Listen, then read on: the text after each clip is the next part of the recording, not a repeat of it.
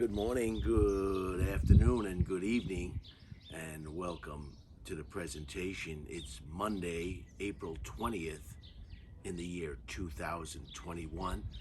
The current temperature here in Austin, Texas is a balmy 81 degrees. 81 degrees. Yesterday's presentation was kind of morose. Dudley Moore was the only, I guess, bright spot in that presentation, and I was wondering why the presentation was kind of morose, and maybe I was a little bit morose and a little bit down, and then I realized it was Monday. Something about a Monday. I don't know what it is, but Mondays are just Mondays, and I think everybody feels the same way about Mondays.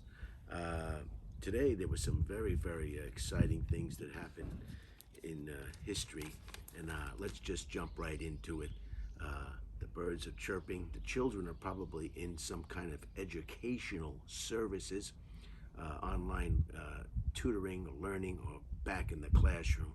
So there will be no noise from children, so we can get this done in relative peace. In 1912, Fenway Park opened in Boston. It's the oldest ballpark in the major leagues.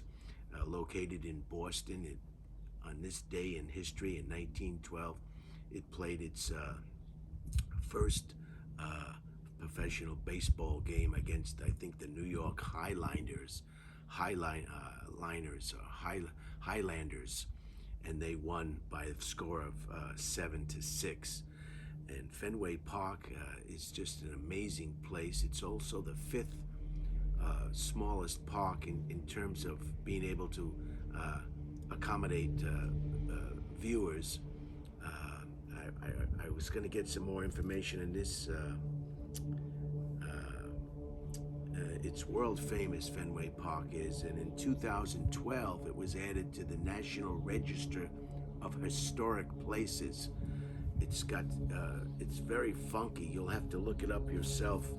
The dimensions, and the green monster is a center field wall. It used to be just called the Wall, but later in history it's become the Green Monster, and it's located in the Fenway neighborhood of Boston. So it's right in the neighborhood, and that's why you get these different angles, and the triangle, and all these different. Most ballparks are spread out, and this one has got all sorts of dynamics to it, and they say the Green Monster is a big advantage to right-handed hitters. So that was Fenway Park. I'd like to go there someday. This I'm not sure of. The capacity in Fenway Park in the day is 37,305. At night, it's 37,755. I was going to make a phone call and call my brother-in-law Jim. He's an avid sports fan, and ask him why they would be able to seat more people at night than in the day. Maybe someone can fill me on that. The record is 47,627, because they also have concerts and political events and religious gatherings. All sorts of things are hosted there when they're not playing baseball. So I think that would be more of the record. 47,000. In 2009, they had 500 consecutive sellouts at Fenway Park. 500 consecutive sellouts in 2009. So it's a historic place. It's a place that any big baseball fan, I haven't been there. I've been to Shea Stadium. I've been to Yankee Stadium. I've been to Candlestick Park in San Francisco. I've been to the new Pac Bell Park in San Francisco, which is downtown near the bay. Where else have I seen a baseball game?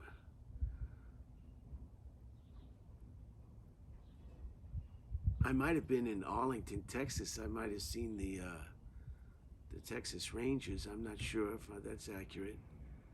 Uh, so I haven't been to many baseball stadiums.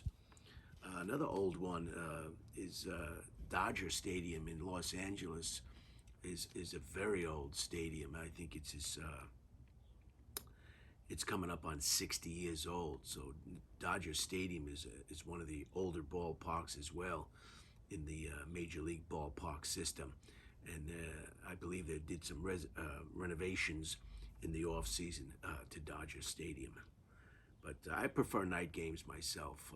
You know, you go to a day game, and if you're not, shaded by an overhang, you just bake. You just bake, sort of like what I'm doing right now. It is just beautiful today, but warm, no doubt about it.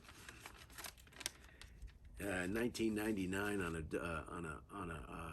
a down note was today in history. In 1999, Columbine High was the location of what would become the first of many, unfortunately, school shootings. 13 students and faculty, or however the mix was, lost their lives today in 1999, and it was a tag team. It was a double whammy. It was two shooters, and they took their own lives after they did what they did. So unfortunately, it's been become all too common. High school shootings in America. In 2008, Danica Patrick, the race car driver, won the Indy 300, the IndyCar 300. She's the first woman to ever win an IndyCar event. And I did some research on Danica, and she had quite. I mean, she broke. Talk about breaking the glass ceiling. She broke the glass ceiling, and then she went over, and she broke the glass ceiling in the next place that had a glass ceiling, and then she went and she broke another glass ceiling, and then she went and she broke a few car windshields, and then she broke some windows at the Stop and Shop, and then she just, I mean, unbelievable what this woman accomplished, being a woman in primarily a male-oriented sports. Who knew that a woman knew how to drive? This proves that they do. And they have IndyCar, then they have NASCAR, then they have NASCAR Cup Series. There's so many different categories. I think 3 main categories. So it was very confusing to actually tell you her accomplishments.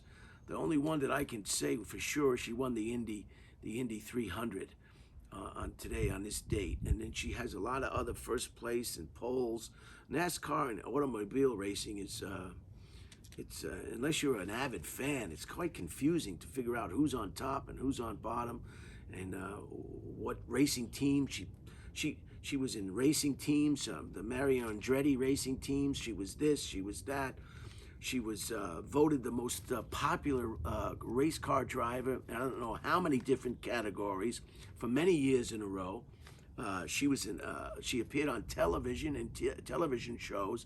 A lot of times she appeared as herself. She was on The Simpsons. She was on reality shows. She did voiceovers. What else did she do? She did just about, she did it all. I mean, what a career this woman had. And she hit the wall a lot, too. And I remember seeing her hit the wall quite a few times, but at those speeds, anybody could hit the wall. But anyway, our hats are off to Danica Patrick. She was 100 pounds. 100 pounds or 45 kilograms for our European and Canadian, and I guess the rest of the world, kilograms, and she was 5'2", so she wasn't a large person.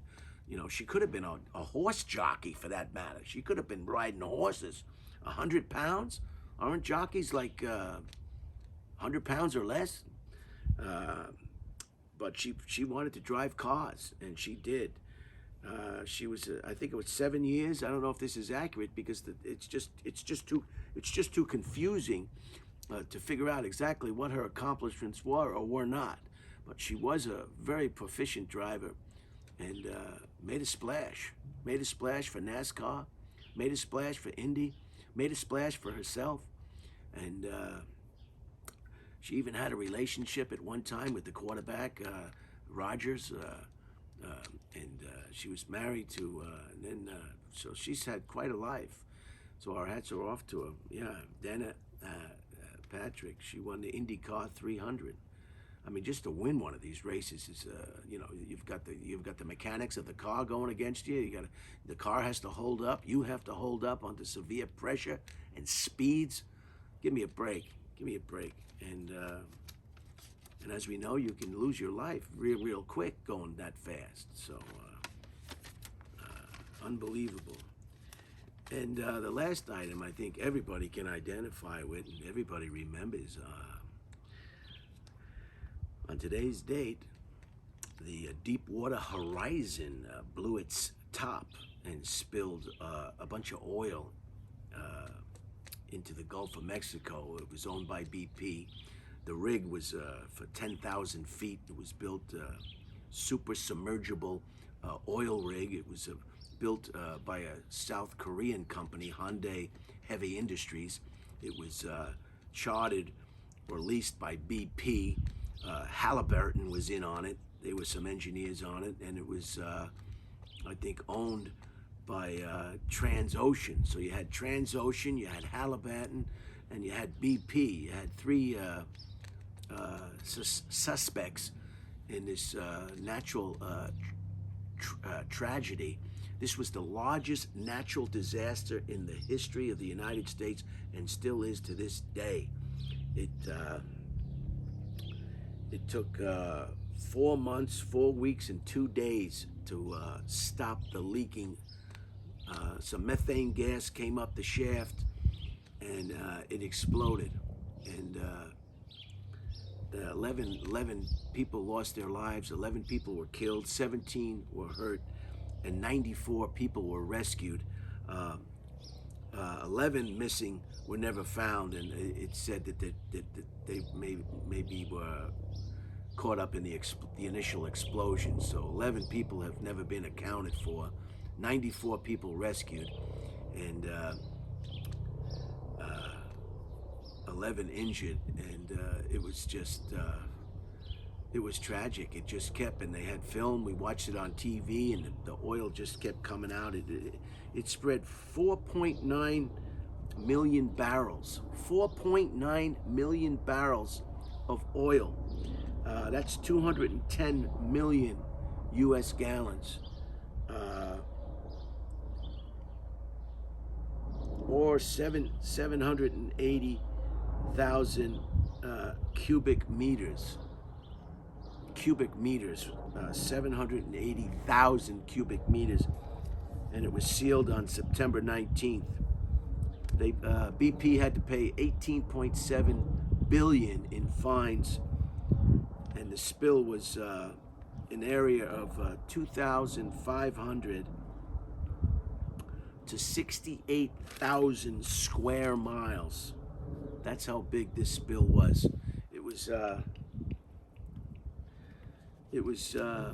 And you wonder why the Gulf of Mexico, if you've ever been to Galveston, Texas, the water is brown, dark brown. I went there once with my brother Jay, and I couldn't believe the color of the water in Galveston Bay. And the rig was owned by Transocean, so they were responsible. They owned it. But BP is responsible because it is alleged that BP was negligent. They cut corners. They did that just like anything. The bottom line and they cut corners. Halliburton was accused of subpar cement. So there was all a host of characters that had their fingers in the pie, and their fingers were dirty. And so that was quite an event. Every day on television, on the computer, you could see that oil just gushing out, And I think this is why people are so afraid of these pipelines. You know, they want to put this Keystone pipeline across the United States from Canada. I don't know why they can't just run it to the left and run it out into the Pacific Ocean over there. Why do you want to go down to Galveston again, or down to yeah, but they got it all figured out. They know what they want to do, and they know what they don't want to do, and they know what they want to do, and they know what they have to do, and they'll do it, so we'll see how that pans out. So that's it today. I hope you can hear the birds. Some very exciting events today.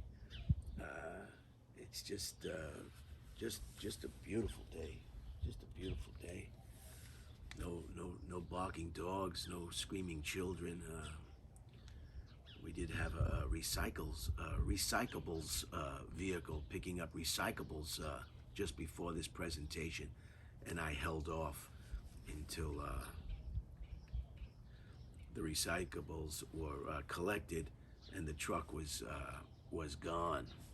So have a good day. It's not Monday, it's Tuesday, and that's good. Thank God it's Tuesday.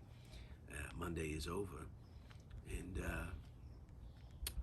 I think that's all. I think I've just about covered it. The cat is outside, Cruz, and everything is just fine. So have a great day. Have a great lunch. Have a great dinner. Have a great breakfast, and have a good time. See you next time. Oh, watch your step. Always use the handrail. Always use the handrail. That's why they're there. Bam, bam, bam. Isn't that easy? See, when you don't use the handrail, sometimes you can get ahead of yourself and fall up the stairs. You could even fall down the stairs. So be careful. Handrails are important. They're important to me.